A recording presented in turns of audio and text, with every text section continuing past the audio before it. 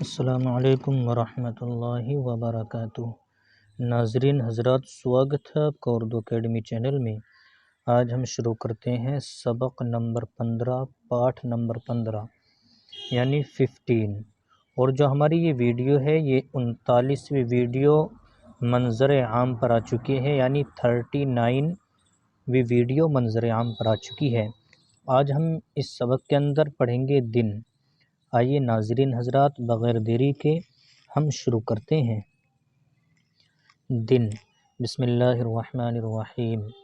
7 دن کا ایک ہفتہ کہلاتا ہے۔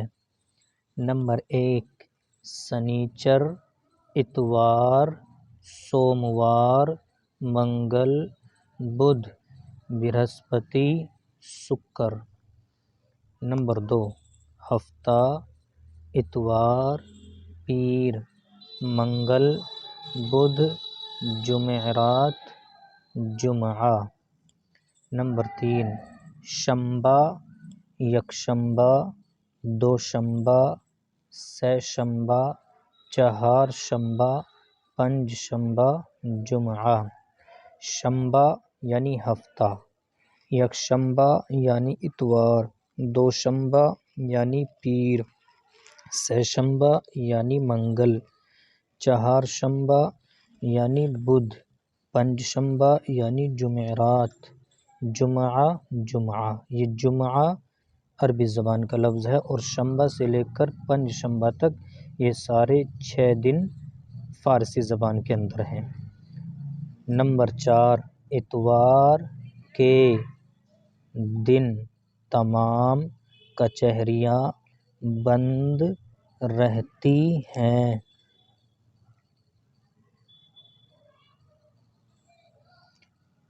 نمبر 5، کسی گاؤں میں جمعہ کے دن، کسی میں پیر کے دن پیٹ یا ہاٹ لگتی ہے۔ نمبر 6، آئندہ یکشنبہ یعنی آئندہ اتوار کو، آنے والے اتوار کو آئندہ بھی فارسی زبان کا لفظ ہے، اور یکشنبہ بھی فارسی زبان کا لفظ ہے۔ آئندہ یکشنبہ کو سورج گرہن سورج اس وقت ہوتا ہے کہ جب سورج کی روشنی پھیکی پڑ جاتی ہے، ہلکی پڑ جاتی ہے۔ سورج گرہن کی تعطیل یعنی چھٹی ہوگی۔ تعطیل کے معنی چھٹی کے آتے ہیں، میں آپ کو پچھلے سبق کے اندر بھی پڑھا چکا ہوں۔ نمبر 7، دوشنبہ، سہ شنبہ اور چہار شنبہ کو ہولی کی چھٹی ہوگی۔ نمبر 8، سوموار کے دن گنگا اشنان کا بڑا میلہ ہے۔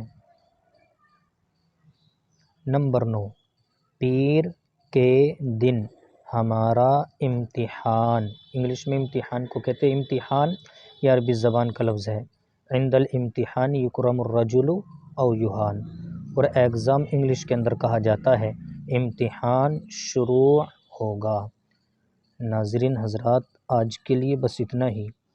ہمارے اردو اکیڈمی چینل کو سبسکرائب کریں، لائک کریں، اور ویڈیو کو زیادہ سے زیادہ شیئر کریں، اور کمنٹ کر کے بتائیں کہ آپ کو ہماری یہ ویڈیو کیسی لگی، اور اگر ہم سے پڑھانے میں کوئی غلطی ہو گئی ہو یا کوتاہی ہو گئی ہو تو آپ اس سے ہمیں آگاہ کر سکتے ہیں۔ اللہ تعالیٰ مجھے بھی اور آپ کو بھی جزائے خیر عطا فرمائے۔ السلام علیکم ورحمۃ اللہ وبرکاتہ۔